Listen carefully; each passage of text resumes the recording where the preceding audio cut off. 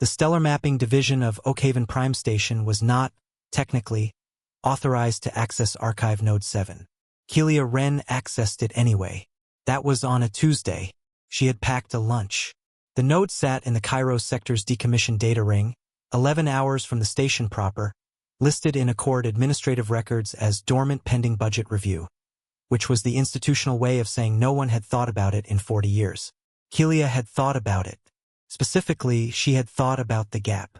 Every working cartographer in the Accord had noticed the gap, a clean, surgical absence in the northeastern quadrant of every galactic chart ever published. Ask about it, and the senior staff developed convenient memory problems. Submit a formal inquiry, and you received a 3-sentence reply citing Mandate Alpha Zero and recommending you redirect your professional attention elsewhere. Kelia had redirected her professional attention directly toward the node. The security warnings were thorough. She counted 9 of them. The final one read, Apex Survey Alpha, Restricted Archive. Access constitutes grounds for permanent classification review and career termination. She sat with that for about 4 seconds. Then she opened it. Hundreds of star systems, inhabited, named, cataloged with the kind of meticulous detail that suggested whoever mapped them had been doing it for a very long time. And all of it sitting in a sealed archive in a forgotten node in the Cairo sector, tagged with enough warnings to make a tribunal nervous. She copied the drive. She ate her lunch. She flew home. Stay with this. What she found in that archive, the thing hiding inside the gap on every map, I am not going to tell you what it cost her to open it. That part comes later. Morveth was retired and intended to stay that way. His apartment smelled like steeped bark and old paper. He answered the door, saw Kelia's face and said, Close it behind you. He had been an emissary for 31 years. He poured tea without being asked and sat across from her with the expression of a man who had been waiting for this particular conversation and had hoped it would not arrive during his lifetime. The quarantine, Kelia said. The quarantine, Morveth agreed. She pulled the smuggled data drive from her coat. His upper throat sac, a xylar stress indicator, tightened visibly, compressing against the ridge of his collar. He did not reach for the drive. You accessed Apex Survey Alpha. Not a question. I did. How much did you copy? All of it. The throat sac compressed further. His secondary eyelids, the inner membranes that Xylar deployed under bright light or acute stress, slid halfway across his eyes and held there. He picked up his tea, set it down, picked it up again.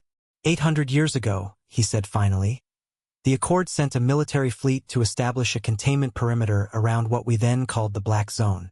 The Terrans dismantled 4 of our ships. Not destroyed, dismantled, took the hull plating, kept the engines. He paused. We sent another fleet. They refitted the engines onto their own vessels and asked if we needed the hull plating back. Kelia said nothing. We tried economic isolation. Embargo on all Accord trade lanes. The Terrans built their own trade lanes. We collapsed 2 of their supply networks. They built 3 more. Morveth's secondary eyelids retracted slightly. The High Council eventually reached a conclusion. The Terrans were not hostile. They were not reasonable either. They were simply relentless. Mandate Alpha Zero was not a military decision. It was an exhaustion decision. We quarantined them because engaging with them in any capacity produced outcomes we could not predict or control. We mapped them, Kelia said. Apex Survey Alpha is extremely detailed. Someone spent decades on that survey. Yes. Morveth looked at his tea. That is the part no one discusses. Kelia waited. The survey was conducted by the Accord Stellar Mapping Guild, commissioned 40 years into the quarantine. The Guild's argument was that containment required knowledge of what was being contained. His secondary eyelids dropped again. Full closure this time. What the survey found was that the Black Zone was not a zone. It was an expanse. Hundreds of inhabited systems. Population estimates that made the High Council request 3 independent recounts. He opened his eyes. Mandate Alpha Zero was extended indefinitely the same week the survey was completed. Apex Survey Alpha was sealed. The gap appeared on every map the following year. The data drive sat on the table between them. Someone should have asked them, Kelia said. Directly. What they wanted. Morvatha's throat sac relaxed for the first time since she had arrived. He almost looked amused. That was proposed. In the early years. Before my time. He finally reached for his tea and drank. The High Council's concern was that we already knew the answer. She was still thinking about that when the station-wide alert chimed the following morning, a routine arrival tone, which was why it took her 3 full seconds to process the words coming through the communication array in perfect, unaccented accord standard. Oakhaven Prime Station, this is the vessel Endeavour approaching on a friendly heading. The drive was still in her coat pocket. She had not told anyone about it yet. The Endeavour was not a warship.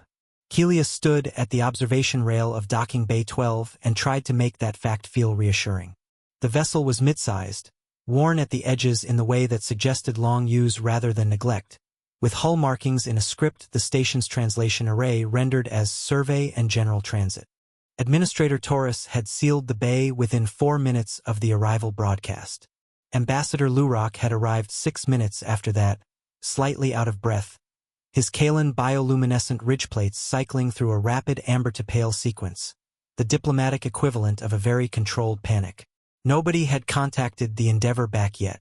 The Endeavour didn't seem to mind. It just sat there, docked, running light steady, radiating the calm of something that had done this before. It spoke accord standard, Lurock said. Fluently, Kelia said. Unaccented. I noticed. Lurock's ridge plates cycled amber again. How does a species under an 800-year quarantine learn accord standard well enough to have no accent? Kelia thought about Morvatha's tea, about the throat sac, about the part no one discusses. She thought about the data drive sitting in her coat pocket, warm against her ribs, containing hundreds of named and catalogued star systems that were supposed to be a hole in the map. She was about to answer when the Endeavour's boarding ramp extended. Jonas Vance came down it holding a travel mug. He was not what she had expected. She was not certain what she had expected. Something that matched 800 years of institutional fear, presumably, but it was not this. Medium height, unhurried. He was wearing a jacket with a small insignia patch on the shoulder that the translation array identified as Terran Survey Corps, and he was drinking from the mug as he walked, with the specific energy of someone who had parked somewhere mildly inconvenient and was mildly amused about it. He looked at the assembled delegation, Kelia, Lurock, Torres, 6 security personnel, and a xenobiological response team that had arrived and then clearly reconsidered its positioning, and said, in perfect accord standard, sorry for the short notice. We had a survey window. Lurock's ridge plates went white. Full stop. Torres said, very carefully, you have violated Mandate Alpha Zero. Jonas Vance considered this. He took a sip from the mug.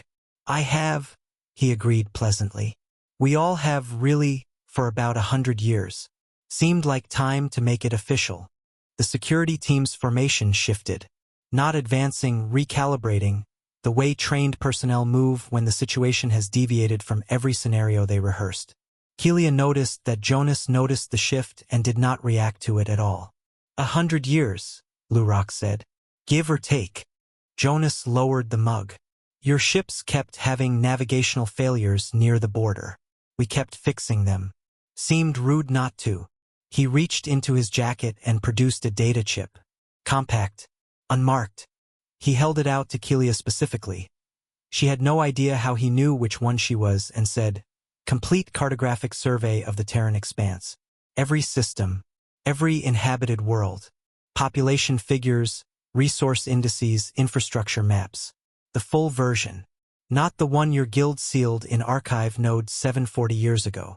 The drive in her coat pocket felt very heavy. She was about to recommend standard integration protocols, the formal process, the council review, the proper channels, when she thought about 800 years.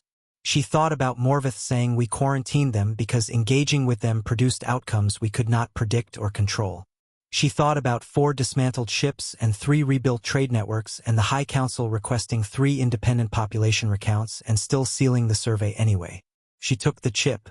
Lurock said, quietly, to no one in particular, how long have you been out here? Jonas Vance picked up his mug again.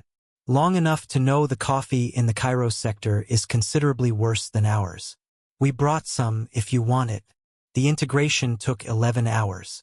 Kelia ran it herself, cross-referencing the Terran data against Apex Survey Alpha, against the Accord's existing charts, against 40 years of navigational anomaly reports that suddenly made complete sense once you knew there were hundreds of inhabited systems generating traffic on the other side of the border. The combined map was extraordinary. It was also, she noted with the specific detachment of someone who had not slept in 2 rotations, the most complete picture of the galaxy that had ever existed in a single file. She flagged it for High Council review with a recommendation she kept to 3 sentences. The Council repealed Mandate Alpha Zero in 6 hours. She had expected weeks. The Terrans didn't wait for the formal announcement. They were already crossing. 3 days later, Kelia's office contained the first physical print of the updated galactic map. It was large, covered most of the wall. The northeastern quadrant, the gap, the black zone, the surgical absence that had appeared on every Accord chart for 8 centuries was full. The travel mug was on her desk. Jonas Vance had left it behind. She had assumed it was an accident until she picked it up and found the note tucked underneath it. Written by hand on a small rectangle of paper in Accord standard, the letters slightly uneven in the way of someone writing in a language that was not their first. We've been waiting to say hello. Thanks for opening the map. The mug was still warm,